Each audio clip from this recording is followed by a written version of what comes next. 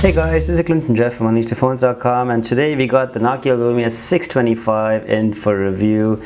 It's Nokia's latest addition to their range of Windows Phone 8 devices and brings a couple unique features to the line of Lumia phones out there. It has a huge 4.7-inch screen, which is the biggest on a Lumia phone so far, and it has LTE in some markets. This is the Indian version though, it does not have LTE, but you get all of this at a pretty affordable price tag. The 625 is basically an expansion of the 600 series. We did review the Lumia 620 before, which had a small 4-inch screen, which was the smallest on a Lumia phone, running Windows Phone 8. And the 625, on the other hand, is the biggest. Even though it's in the same range of phones, this does have the larger screen. As you can see, we got the green color, which is pretty nice. You can take off the panels too. It is a little bit hard to do that. You just have to pinch at the end right there and push towards the middle. Let me make sure I'm doing this correctly. And there you go, it'll come off. So that's interesting that Nokia has chosen to go with their replaceable back panel ideology, which is definitely appreciated. So you can buy different back panels for it, I guess. Apart from that, the 625 has a 1.2 gigahertz processor, which means it should be much faster than the Lumia 620 and 520 and the 720, which run a 1 gigahertz processor. On the other hand, the 920, 925 and the 820 runs a 1.5 gigahertz processor. So hopefully this will be much faster than the 620 and 720, and hopefully close to the speeds of the 920, because that is no slug at all. So just to compare it with the 925 to give you a quick idea of how it looks, you can see that the screen is massive. The 925 has a 4.5-inch screen, but the 625 of course has a 4.7. You can see how much bigger it is.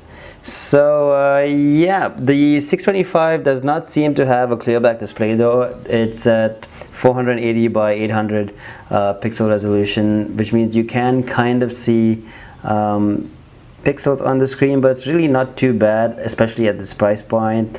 The color quality is nice, it does pop. I do feel like this might be an issue in outdoors under direct sunlight, because it does seem to reflect a far bit of light. But all in all, not too bad. The quality I think is more like the 520 LCD, if you have seen that.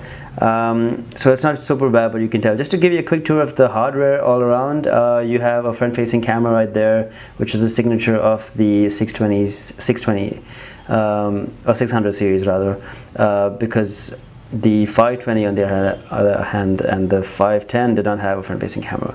At the sides you have the usual Windows Phone keys for volume, which you can control right there, a lock screen button to lock and unlock the screen, and you have the dedicated camera key right here, which will open up the camera app. So all in all, your basic Windows Phone on that side. Again, completely clear on the left side with no ports at all. You have a micro USB charging port at the bottom, and at the top you have a headphone jack with the camera and single LED lens flash at the back of the phone. So all in all, it does feel quite nice. I like the curved edges which make it a lot more comfortable to use in your hand. It does feel like it's a bit of a stretch going to the corner of the screen while you're using it, so you might have to switch to both hands to type, because it is really huge. And I'm not a big fan of large phones, as you know. So all in all, not too bad. I do think that this might be successful with people that want a really large screen phone at a low price point.